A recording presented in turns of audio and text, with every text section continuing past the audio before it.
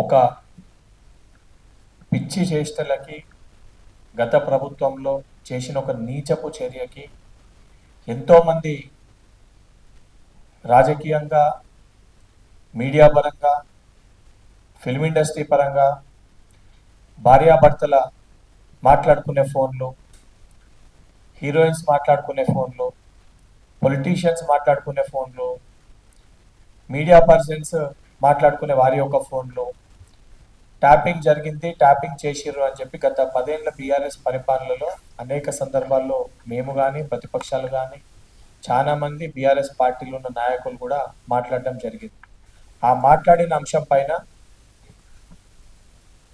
ప్రభుత్వం ఏర్పడ్డాక దానిపైన విచారణ చేపట్టాలని చెప్పి దానిపైన ఒక ఇన్వెస్టిగేషన్ టీంని నియమించి సిస్టమ్ ప్రకారంగా, ప్రొసీజర్ ప్రకారంగా ఎవరెవరి ఫోన్ ట్యాప్ అయిందో ఆధారాలన్నింటినీ కూడా సేకరించి దానికి సంబంధించి ఇన్వెస్టిగేషన్ జరుగుతుంది. ఇన్వెస్టిగేషన్లో చాలామంది ఎమ్మెల్యేలు, ఎమ్మెల్సీలు, మాజీ ఎమ్మెల్యేలు, మాజీ ఎమ్మెల్సీలు, మంత్రులు, మాజీ మంత్రులు, పార్లమెంట్ సభ్యులు, అన్ని పార్టీలకి సంబంధించిన వ్యక్తులు, అది కాంగ్రెస్, బీఆర్ఎస్, బీజేపీ, అన్ని పార్టీలకు సంబంధించిన వ్యక్తులను పిలిచి సిస్టమ్ ప్రకారంగా ఇన్వెస్టిగేషన్ టీం అనేది దానిపైన ఎంక్వైరీ అనేది చేపట్టడం జరిగింది. ఈ ఫోన్ ట్యాపింగ్ విషయంలో సరే వాస్తవానికి ఎంక్వైరీ ప్రూవ్ అయ్యి రుజువు అయ్యేంత వరకు కూడా ప్రొసీజర్ ప్రకారంగా, సిస్టమ్ ప్రకారంగా ఏ ఇన్వెస్టిగేషన్ టీం అన్నా వాళ్ళ ఒక ప్రొసీజర్ని వాళ్ళు చేస్తారు. చేసిన క్రమంలో నేను కూడా నా ఫోన్ కూడా ట్యాప్ అయిందని చెప్పి నన్ను కూడా ఆ రోజు ఒక విద్యార్థి నాయకునిగా పనిచేసిన, ఆ రోజు నేనేం ఎమ్మెల్యేని కాదు, ఎమ్మెల్సీని కాదు, లేదా రాజకీయ పరంగా నేనే పెద్ద హోదాలు కూడా లేకుండే, ఒక ప్రతిపక్ష పార్టీకి ఒక విద్యార్థి విభాగానికి రాష్ట్ర అధ్యక్షులు లేకుండే.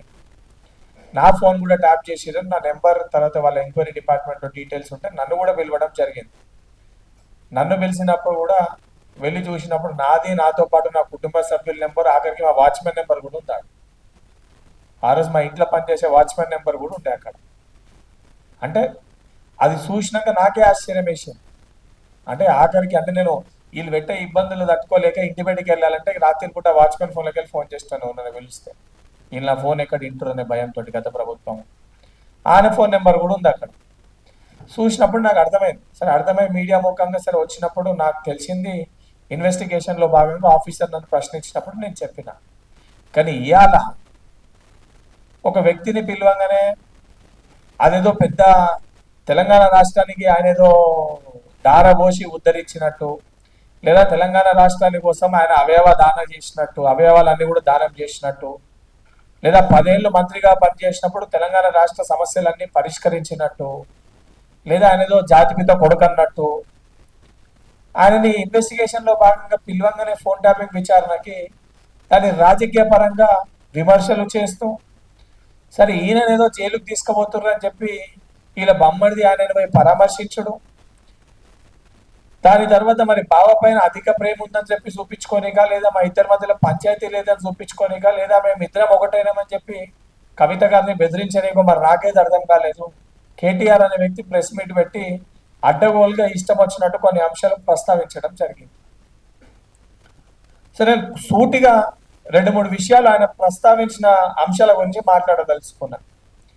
అందులో మాట్లాడుతూ చాలా హాస్యాస్పదంగా ఒక విషయం అనిపించింది. 10 ఏళ్ళు మేము అధికారంలో ఉన్నప్పుడు ఎప్పుడన్నా అక్రమ కేసులు పెట్టినామా, పోలీస్ వ్యవస్థలని వాడుకున్నామా, ఎవరినైనా ఇబ్బంది గురి చేసినామా అన్నట్టు. లాస్ట్ గవర్నమెంట్లో అత్యధిక కేసులు పెట్టి, అత్యధిక సార్లు జైలు పాలై, అత్యధిక సార్లు భౌతిక దాడులకి దెబ్బలు తిని, అన్ని రకాలుగా ఇబ్బంది పడ్డ వ్యక్తిని నేను.